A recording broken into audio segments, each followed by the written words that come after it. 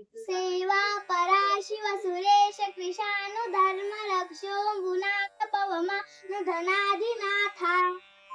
बद्धांजलि प्रविलसंशीष देशाः श्री वेंकटाचलपते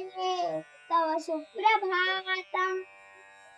घाटीषु ते विहगराज मृगाधिराज नागाधिराज गजराज हयाधिराजाः स्वस्वाधिकार महिमाधिकमर्थयन्ते श्रीवेङ्कटाचलपते तव सुप्रभातम् सूर्येन्दुभौवबुधवाक्पतिकावसौहृस्पर्भानुके द्विषत्परिषत्प्रधानाः तत्त्वा सदा सचरमावधिदासदासाः